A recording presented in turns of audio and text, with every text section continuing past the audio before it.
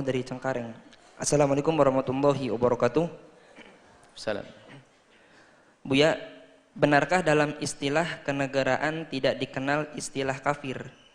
Setiap warga negara memiliki kedudukan dan hak yang sama di mata konstitusi.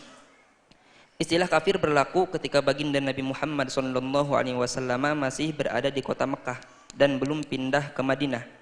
Saat itu label kafir ditujukan untuk menyebut orang-orang yang menyembah berhala dan tidak memiliki kitab suci dan agama yang benar. Tapi setelah Nabi Muhammad SAW hijrah ke kota Madinah, tidak ada istilah kafir untuk warga Madinah. Benarkah demikian, Buya? Sehingga hanya ada muslim dan non-muslim. Tidak ada istilah kafir untuk orang yang di luar Islam. Apakah benar mereka tidak boleh disebut kafir karena ahli kitab? Ini adalah mungkin yang lagi ramai hari ini. Masa saya masih ingat nasihat penanya yang kemarin itu. Buya kalau jawab sepotong-potong, gitu ada. Mending Buya ndak usah komentar, ndak usah jawab. Nanti malah dimanfaatkan sebagian orang untuk gini gitu. Maka nasihat itu saya pakai terus. Terima kasih. Itu nasihat yang bagus yang kemarin itu.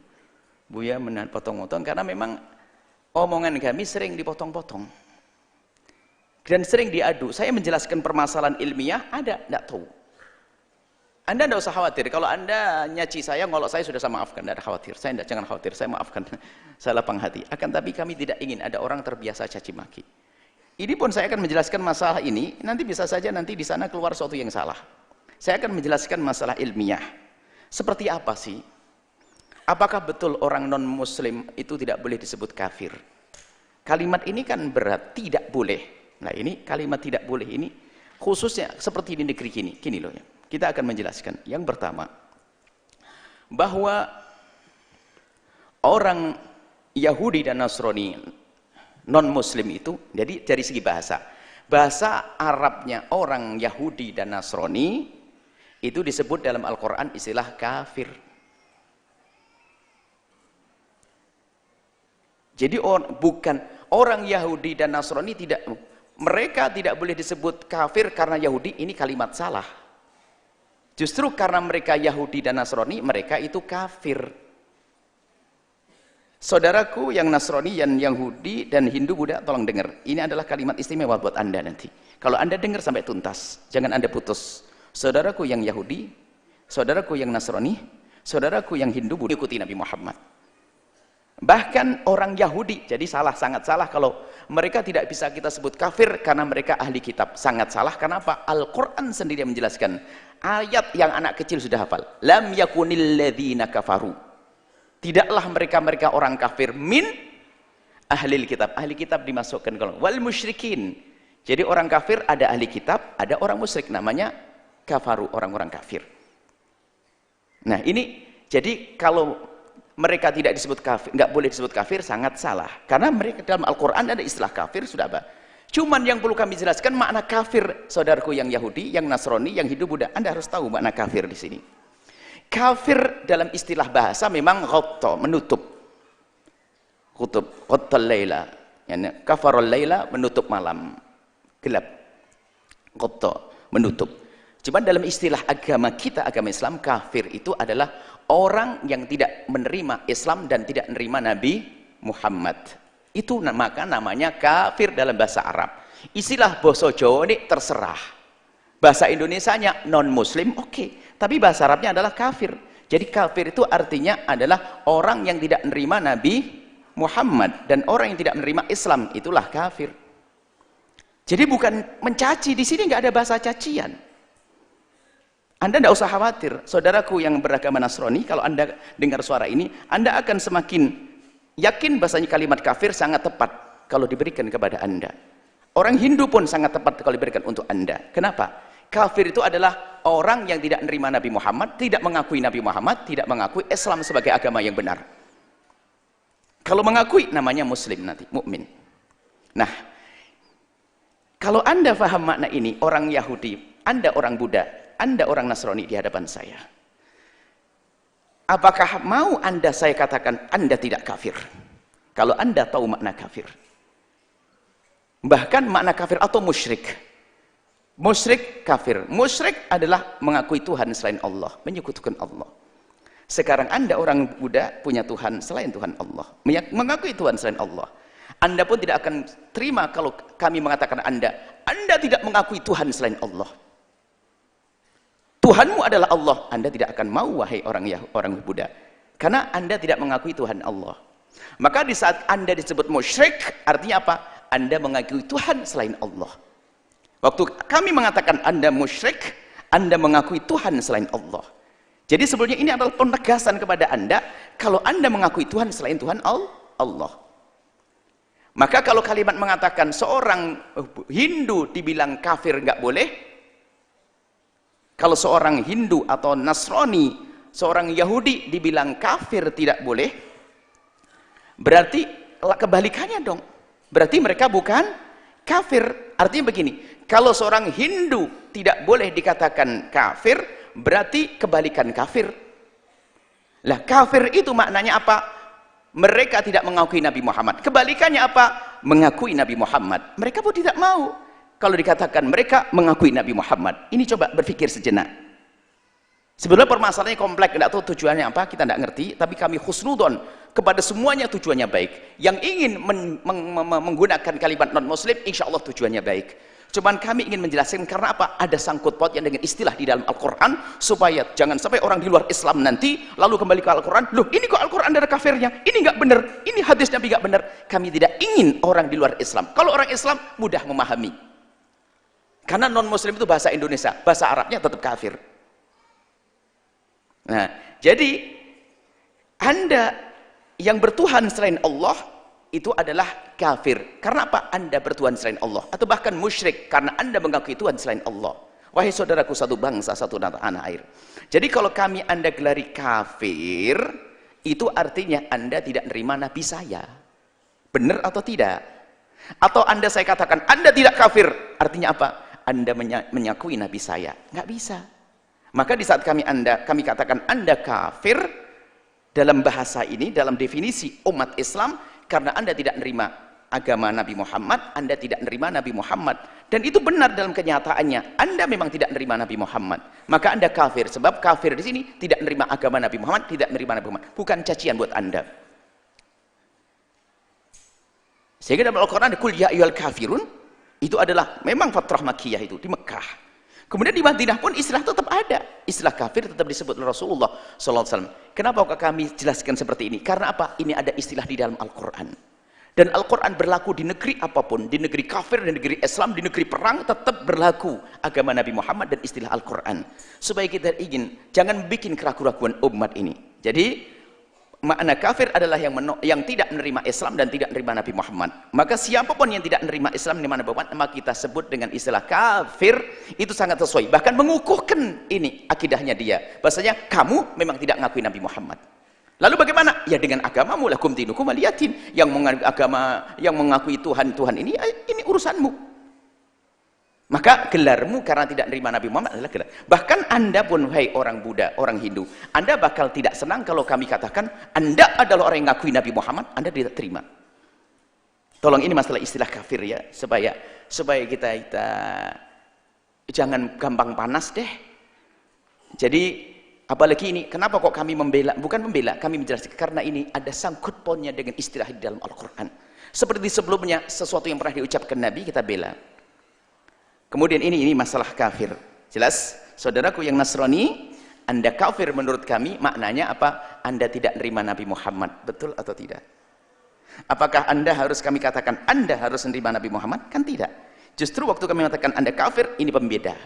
Faminhum man aman wa minhum man kafar.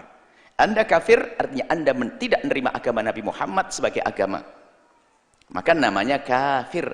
Adapun Anda terjemahkan dalam bahasa Indonesia, terserah. Non-Muslim juga boleh. Tapi bukan berarti tidak boleh kita menyebut kafir. Non-Muslim.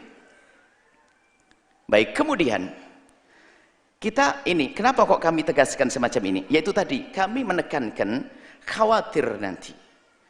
Yang ditakutkan nanti orang yang selama ini sudah biasa dengan istilah menyebut orang non-Muslim kafir, dan tidak ada masalah gara-gara ada kalimat semacam ini, sehingga menyalahkan semuanya yang selama ini kalimat kafir yang ada di kitab referensi kitab dahulu. Berarti ini salah. Yang benar ini. Lah, padahal tujuannya yang ingin menyebut orang kafir non-muslim bukan tujuan salah untuk membuat keindahan di dalam masyarakat. Tapi jangan mengatakan tidak boleh menyebut kafir. Anda menyebut non-muslim sebagai adab Anda, oke. Tapi makna kafir adalah non-muslim itu sendiri. Bahkan ada yang sebagian, kita sudah, ini pernah kita dibahas juga di sini mungkin beberapa tahun yang lalu, masalah istilah kafir. Karena ada seorang alim di mana ditanya, kenapa kalau saya masih disebut kafir? Ada satu negeri, kita jelaskan juga masalah kafir. Ada orang mencoba menukil dari kitab-kitab seperti dari Furu' Syafi'iyah, Kanzud Daqaiq, Syarah Kanzud Daqaiq, Bahrul Ra'iq misalnya, ada satu kitab madhab Hanafi, di situ memang disebutkan kalimat begini misalnya. Termasuk ini bab syata'im, bab syatem. Kalau mencaci orang itu adalah dosa. Di situ diantaranya adalah lau qala lil yahudiyyin aw majusiyyin, kalau orang berkata kepada orang Yahudi atau Majusi, ya kafir, he kafir, ya'tham, dosa, in syaqqa alaihi, jika orang itu merasa tidak nyaman. Jadi ini adalah bahasa kafir kita ungkapkan dalam irama syatam, mencaci. Ini sebagian ada orang mengambil ini potongan, ini bukan hadis Nabi, perkataan ulama dari madhab Hanafi, potongan ini untuk pembenar dari apa yang mereka katakan. Tapi kalimat selanjutnya tidak. Ini sebenarnya dalam irama syatam, caci maki, irama oloan. Mengolok nggak boleh. Kalau Anda mengatakan ya kafir dengan irama oloan nggak boleh. Bahkan kalau lanjutkan, kalau dalam kitab tersebut lanjutkan ke bawah, bukan saya nyebut kafir, orang Yahudi, kalau Anda sebut Yahudi dengan bahasa sebutkan, oh ya Yahudi, nggak boleh juga. Biarpun dia orang Yahudi, yang nggak boleh adalah bahasa dengan cara syatem. Jadi bukan ya kafir saja, menyebut ya Yahudi juga nggak boleh. Kalau dipanjangkan ya Nasrani juga nggak boleh. Kalau dalam irama mencaci, itu kan babnya mencaci. Insyaqqa alaihi.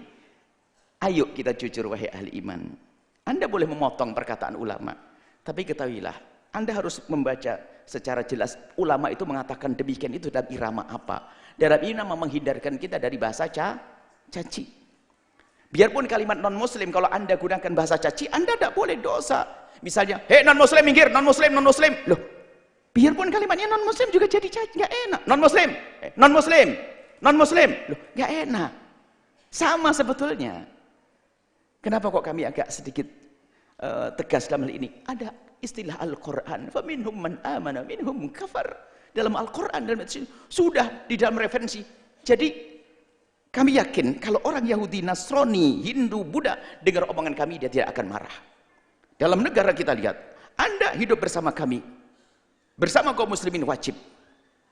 Bahkan Nabi mengancam, man qatala rajulan min ahli dhimmati, barang siapa yang membunuh satu orang laki-laki dari ahli dhimmah. Orang ahli dhimmah itu orang hidup bersama kita, yang mereka punya hak sama. Kalau ada seorang membunuh dia, lam yajid rihal jannati, diancam Nabi, kau tidak akan bisa mencium bau surga. Artinya masuk neraka. Hei orang muslim yang mengganggu orang Nasrani, yang mengganggu orang Hindu, yang mengganggu orang Buddha, masuk neraka kau. Kan kurang apa ini? Indah Islam itu. Jadi kami menghimbau bagi siapa yang ingin mewujudkan keindahan dalam kebersamaan di negeri yang Bhinneka Tunggal Ika ini, bukan kita menghindarkan kalimat-kalimat yang selama ini sudah familiar di masyarakat. Tapi misalnya masalah kafir tersebut, bukan kita rubah lalu mengucapkan kafir gak boleh, nanti malah dipahami orang salah. Ini lebih berbahaya lagi, sehingga orang di luar Islam nanti setiap melihat kalimat kafir seolah-olah cacian. Bukan, wahai wahai bangsa Indonesia yang tidak Islam, kalimat kafir bukan cacian buat Anda, bukan oloan. Sebab dalam dirinya adalah yang tidak menerima Nabi Muhammad SAW. Tapi gara-gara orang melarang mengucapkan kalimat kafir, nggak boleh kafir ditujukan kepada orang non-muslim, ini akhirnya orang yang pemahamannya kurang menganggap itu benar-benar sebuah kesalahan. Dipikir fatwa ini adalah nas Al-Quran, sehingga salah semua. Awas, jangan ngomong kafir. Semestinya justru difahamkan kepada orang di luar Islam sana bahwa kalimat kafir yang diucapkan oleh seorang muslim ini adalah pengukuhan tentang agama. Maknanya apa? Engkau punya Tuhan beda dengan Tuhanku. Engkau punya keyakinan, bukan punya Tuhan. Engkau punya keyakinan yang berbeda denganku. Sebab engkau tidak menerima Nabi Muhammad, maka namamu kafir, bukan cacian. Bahkan dilanjutkan dalam kitab tersebut, Bahrul Ra'iq itu, dilanjutnya, ya mubtadi', biarpun orang ahli bid'ah, nggak boleh kita mengatakan, ya mubtadi', dalam irama mencaci, nggak boleh, padahal dia ahli bid'ah. Coba dibaca seterusnya supaya kita tidak menjadi orang yang, mohon maaf, kadang-kadang orang itu karena keinginan dipotong, tidak disempurnakan, akhirnya jadi fitnah. Jadi kami sampaikan bahwa Anda yang menggunakan kalimat non-muslim, Anda bagus, boleh, tapi bukan berarti Anda mengatakan yang mengatakan orang Nasrani adalah kafir, salah. Anda tidak bisa mengatakan begitu, tidak salah. Maka kami hargai, mungkin maksudnya adalah biar kita punya kalimat santun dengan bahasa non-muslim. Masalah santun dari perilaku loh ya. Perintah dari hati yang baik. Biarpun kalimat non-muslim tadi kalau kami sampaikan diucapkan ya mubtadi, ya Yahudi, ya Nasrani, ya sama. Hei mubtadi ahli bid'ah, hei non-muslim, juga nggak enak. Jadi permasalahan adalah kalimat irama syatam, irama itu kab syataim dan nama istighlal. Raddul madzalim itu kan bab istighfar, minta halal kalau kita sudah melakukan kesalahan sama orang, gimana dosa, dihukum atau tidak, ditakzir atau tidak, babnya seperti itu. Jadi beginilah ahli iman, ahli la ilaha illallah, mohon Anda jujur ya, kalau kami menyampaikan ini adalah untuk mengembalikan, ingat, bagi yang ingin mengatakan saudara kita dari yang belum beragama Islam dengan istilah non muslim adalah kalimat yang sah. Non muslim adalah sah. Karena itu terjemahan dari kalimat kafir itu sendiri. Kafir adalah yang belum masuk belum terima Nabi Muhammad. Terserah agamanya apa. Tapi bukan berarti yang mengatakan orang Yahudi kafir itu adalah salah. Jelas? Dua-duanya adalah bisa dipakai. Anda boleh mengatakan non-muslim, Anda bisa mengatakan kafir. Dan kami tegaskan lagi bahwa bagi saudaraku yang non-muslim atau yang Yahudi dan Nasrani, Anda non-muslim, Yahudi dan Nasrani, Anda harus paham kalimat kafir yang kami sampaikan. Kafir artinya apa? Semua orang yang tidak menerima Nabi Muhammad adalah namanya kafir dalam bahasa Arab. Cuman kalimat itu biarpun baik, kalau sudah diungkapkan dalam kalimat emosi, namanya jadi caci maki. Anda tahu bemo? Kalau kamu sama orang dasar bemo, marah, bemo, udah biasa. Bemo, padahal cuma bemo, apa sih urusannya? Gedok tahu? Kalau Anda sama gedok kok marah? Oh gedok, padahal gedok. Jadi kalimat apapun, apakah non-muslim, kafir, Yahudi, Majusi, kalau diungkapkan dalam bahasa marah akan menjadi tidaknya nyaman. Tapi kalau mengucapkan kalimat orang Nasrani adalah kafir dalam makna yang jelas, tidak menerima Nabi Muhammad. Karena apa? Mereka punya keyakinan tentang Tuhan sendiri, maka dia kafir. Bahkan kalau kita katakan musyrik, orang Buddha musyrik, maka dia mestinya bangga dengan kalimat ini. Kenapa? Makna musyrik adalah dia tidak mempercayai Tuhan yang satu. Musyrik tidak mempercayai Tuhan yang tunggal, maka dia mengakui Tuhan yang lain. Maknanya kan begitu. Nah, mohon maaf, ini sekarang kami hadirkan supaya tidak terjadi perdebatan. Selesai ya hari ini. Yang Anda pakai non-muslim silahkan, tapi jangan disalahkan yang menggunakan kalimat kafir. Kalimat kafir terjadi di mana saja, boleh kalimat kafir, tapi makna kafir. Jadi tugas Anda semuanya bukan untuk berdebat non-muslim atau istilah kafir. Tugas Anda semua adalah menjelaskan kalimat kafir yang kita tujukan kepada orang non-muslim adalah maknanya karena Anda belum menerima Islam, belum menerima Nabi Muhammad, maka Anda namanya kafir. Itu adalah ini sederhana. Jadi tugas semuanya. Kenapa? Di balik kalimat ini ada Al-Quran. Di balik kalimat ini ada hadis Nabi SAW. Jangan sampai hanya menonjolkan satu istilah non-muslim, istilah kafir lalu dicaci dan diolok. Na'udzubillah.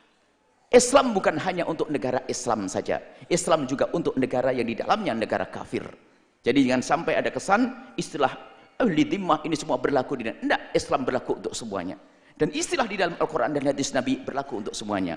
Mohon kepada orang yang tidak setuju dengan kalimat yang disampaikan oleh orang yang mencetuskan istilah non-muslim, Anda pun jangan membuat permusuhan. Selesai? Sudahlah, itu adalah ijtihad mereka dalam irama untuk menghadirkan satu kalimat yang santun menurut mereka. Lagi-lagi menurut, ini bab ijtihad kan? Menurut mereka ingin menghadirkan kalimat yang santun untuk berinteraksi dengan non-muslim, maka istilah kafir menggunakan istilah non-muslim. Dia punya niat baik, semoga Allah memberikan pahala. Akan tapi dari yang pakai non-muslim, Anda pun jangan terlalu keras. Jangan keras lalu mengatakan yang pakai istilah kafir lalu tidak benar. Mengatakan tidak benar ini berat sekali.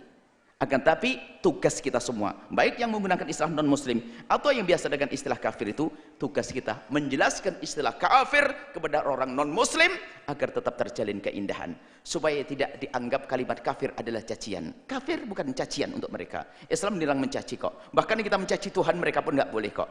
Kalimat kafir adalah memang mereka tidak menerima Nabi Muhammad. Mohon maaf ini sedikit panjang, karena apa? Saat ini saya mendengar ada berita sini. Sebenarnya saya nasihat netizen kemarin, saya tidak boleh komentar. Cuman gimana nak komentar? Pertanyaannya datang. Ya sudahlah komentar nanti, mohon maaf ya. Tolong ya, Anda punya Tuhan Allah. Anda punya Tuhan Allah. Semuanya ada hitungannya di hadapan Allah. Kalau Anda pribadi dengan saya maafkan. Kalau Anda mencaci saya, ngolok saya, sudah maafkan hari kemarin.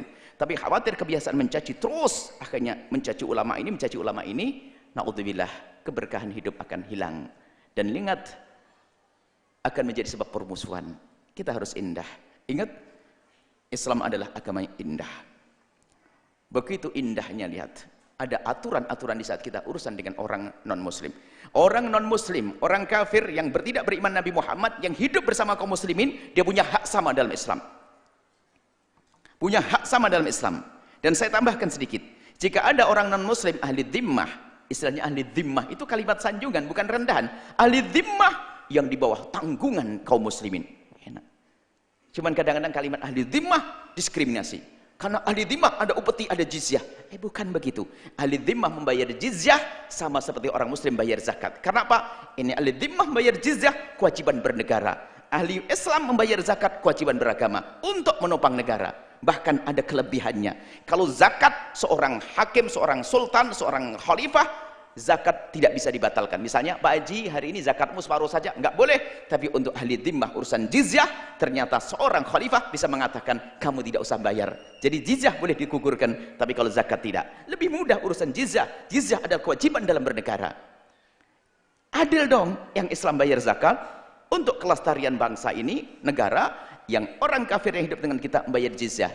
Kadang-kadang kalimat jizyah ini, bedi, kami harus dieret, kami ditindas. Oh tidak. Bahkan kalau memang dalam keadaan tertentu, Anda bisa dibebaskan dari itu. Dan yang fakir tidak wajib membayar. Anda dengar, wahai orang yang di luar Islam, Islam itu indah. Ayo kita berdampingan. Ayo kita makan bareng. Jangan caci maki. Nah, mohon maaf sengaja kami jelaskan begini. Sebab apa? Pemahaman yang salah tentang ini, yang seolah-olah mengucapkan kafir salah, ini kalau sudah difahami orang non-muslim, akan terjadi permusuhan sangat besar antara umat Islam dan orang Nasrani dan Yahudi. Dan Yahuda dan Hindu yang tidak punya wawasan akan mengatakan, oh jadi selama ini saya dicaci terus, dibilang kafir. Akhirnya apa? Tujuannya untuk meredamkan negara ini, malah membuat permusuhan di dalam negara ini. Maka yang paling tepat bagi kita adalah menjelaskan kalimat kafir seperti yang kami sampaikan. Semoga Allah mengampuni kami, dan semua diampuni oleh Allah Subhanahu Wa Taala. Dan Allah menjadikan negeri ini indah, damai, saling mencintai karena Allah Subhanahu Wa Taala. Wallahu a'lam bishawab.